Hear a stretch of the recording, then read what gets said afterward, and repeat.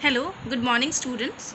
So, in previous discussion we have discussed about separation of immiscible liquids, in which we have studied two methods, that is separating funnel method and sublimation. So, let's discuss that again.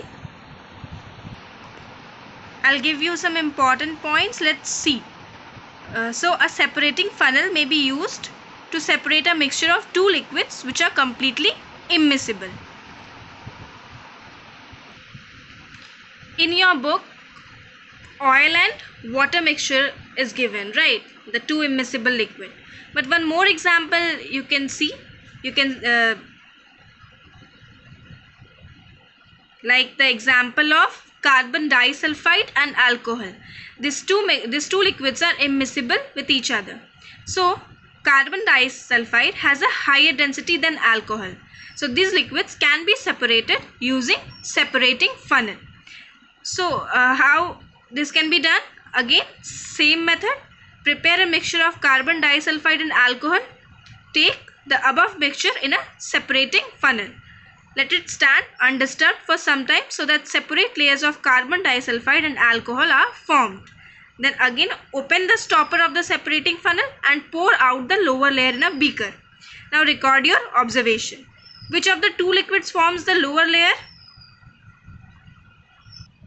So the answer is carbon disulfide.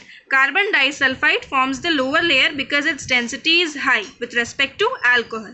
So after pouring out the lower layer, alcohol remains in the separating funnel. Like that you can separate these two liquids, these two immiscible liquids. And the next method we have studied, that is sublimation. So sublimation is a process in which a solid changes straight to a gas without passing through the liquid state. So this method can be used for separating a mixture of two solids, one of which undergoes sublimation. We have studied this one, like iodine, ammonium chloride, camphor, naphthalene, anthracene, etc. can be separated by the process of sublimation, as these solids, these all naphthalene, anthracene and these substances straight changes to a gas without passing through the liquid stage. That is why. So this can be separated by the process of sublimation. For example, iodine, which undergoes sublimation, can be separated from the mixture of sand and iodine using this process. Now we have studied about this activity, about that if we have a mixture of ammonium chloride and salt, then how can we separate these two? By using a method of sublimation. Now take this mixture in a china dish. Take a mixture of ammonium chloride and salt in a china dish. Cover the dish with an inverted funnel. Close the stem of the funnel with a cotton plug. Then heat the china dish slowly. Then record your observation. What happens when china dish is gently heated? On heating, solid iodine sublimes. That is, it changes directly into vapor state, giving off the involved ammonium chloride solid. The ammonium chloride is deposited in the wall of the inverted funnel. So like that you can separate these two substances by using a method of sublimation. Salt remains left behind in the china dish and ammonium chloride sublimes, means directly changes into gas, and if you leave this one for some time, then this gas vapor changes into solid. Like that you can separate these two substances. Now the next method is fractional distillation. Now see the setup of fractional distillation over in your screen, and you can see the setup in your book also. Consider the book 1, the figure of book. Consider the figure of fractional distillation of your book. So what is this process? So this process is used for the separation of a mixture of two or more liquids that have different boiling points, or the two liquids in any mixture whose boiling points do not differ much. So fractional distillation is carried out by using a fractionating column. As you can see here, this is the fractionating column. In order to carry out the fractional distillation, we require a distillating flask. Okay, then fractionating column also, then we need condenser and a receiver. The arrangement of apparatus for fractional distillation you can see in your book. Now, how this separation can be done in fractional distillation? See, separation of two miscible liquids. I'm giving you an example of benzene and toluene. We can do this separation of this liquid, this two miscible liquids, benzene and toluene, by fractional distillation. Now, how can we do this one? How this can be done? So, to separate the components of miscible liquids by fractional distillation, take benzene and toluene liquids in the distillation flask.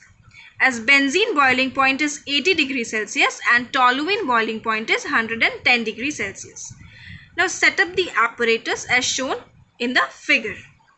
Heat the mixture slowly.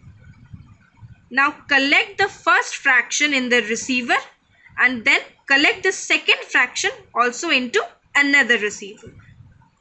Keep a close watch at the thermometer while distillation flask is being heated. Now tell me which of the two liquids distills first, and at what temperature does benzene and toluene begin to distill? Now in this process, distillates are collected in fractions by boiling them at different temperatures. In this activity, benzene will be distilled out first because it has lower boiling point than that of toluene. By fractional distillation, we can separate various components of a miscible mixture of the liquids containing different boiling points. And so, by using this fractional distillation method, we can separate two miscible liquids having boiling point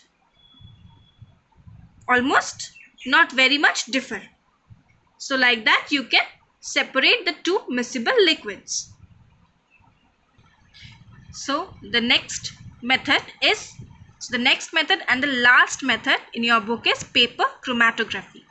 So, chromatography is a technique used for the separation of a mixture of solutes brought about by dynamic partition or distribution of dissolved materials between two immiscible phases, one of which is mobile phase and the other part is stationary phase. In your book, it is written that the technique of identification, purification or separation of the constituents of a mixture present in very small amount. So this method basically is used for separation of the constituents of a mixture present in very little amount. And in the principle, just now I mentioned that this method is based on the differential adsorption of the various components of a mixture on a suitable adsorbent like alumina, a substance. Adsorbent means what? A substance that adsorbs another, means able to absorb substances. Now this chromatography is an important process for separating two or more dissolved solids which are present in a solution in very small quantities. It is also useful in forensic science to detect and identify trace amount of substances in the contents of bladder or stomach, like that.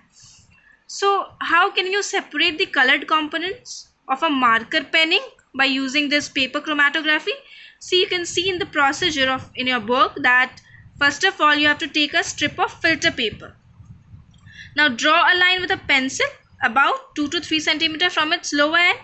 Place this paper strip on a smooth surface and put a small drop of marker ink with the help of pen. Then you have to let it dry up.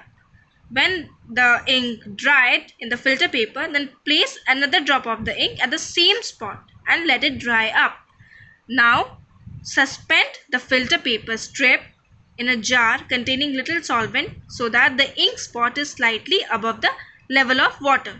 Now cover the jar and leave it slightly above the level of water.